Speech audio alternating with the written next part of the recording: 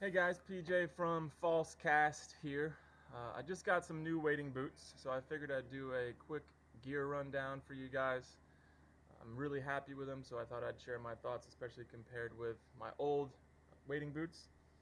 Before we get started, drinking a Appalachian Mountain Brewery Low and Hazy IPA. Definitely recommend it when we get warm days like today in beautiful Raleigh, North Carolina. So I started fly fishing in earnest a couple years ago, and I wanted to find something as far as wading boots goes that had a reputable brand, but it wasn't going to break the bank here, just starting out with fly fishing. And so I found these Sims tributary waders. I think I bought them at Boone's Fly Shop, downtown Boone. And for the most part, I was really happy with them. So especially for starting out and being their lowest level wading boot, they were great. They're felt bottoms. Um, they held up pretty well. They've got a really tough toe box and everything. They are stiff.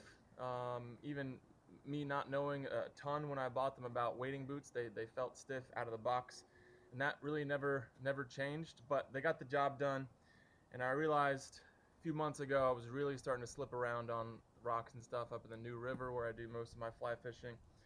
And so I started looking for new wading boots. You can see they also, I think it might be a product of them not wanting to flex. They're so stiff that when I forced them to flex just by walking, there were some seams coming apart and things like that. But really, they lasted me for a few seasons, which I think for under $100, I don't think I could really ask for much more. So when I was looking for a new pair of wading boots, I knew I wanted to try something where I could add studs, and I was looking at the Sims and Orvis ultralight options. I think Sims is called flyweight.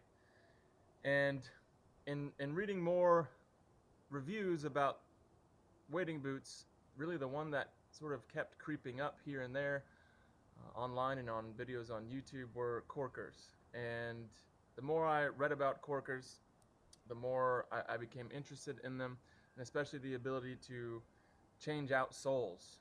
And the biggest problem with my old Sims was I don't really care about the seams coming apart all that much, but the felt had worn out and I was slipping a lot. And so the idea of keeping the boot but changing the sole when it's time to go appealed to me a lot. So I went ahead and pulled the trigger on these Korkers Darkhorse wading boots, and I couldn't be happier with them. A couple of the things I like the most about them before I get to the soles, definitely this BOA lacing system. Really easy to get a nice snug fit all the way down and up the ankle. You can see the ankle support on these, much different.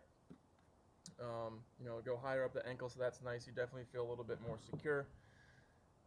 The BOA lacing system, really easy to tighten exactly how you want to tighten, and if it ever loosens up a little bit, just a couple more twists and you're back to good to go. And especially when you are ready to slide them off, you just pull out on this thing and super easy.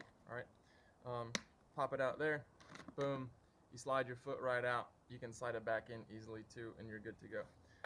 There's a heel locking thing in here too that really secures and locks your heel in, so there's no slipping. There's really not much moving around. These are a size 14, the same as my Sims, and they do feel roomier. Um, I wore them back in January up in Boone. I think the water temperature was 34. It was really cold outside, and I had my thick socks on, and I still had room to move my toes around more so than I had in the Sims boot. So at least size wise, they do run a little bit larger than the Sims, which was good for me. I wanted something a little bit larger.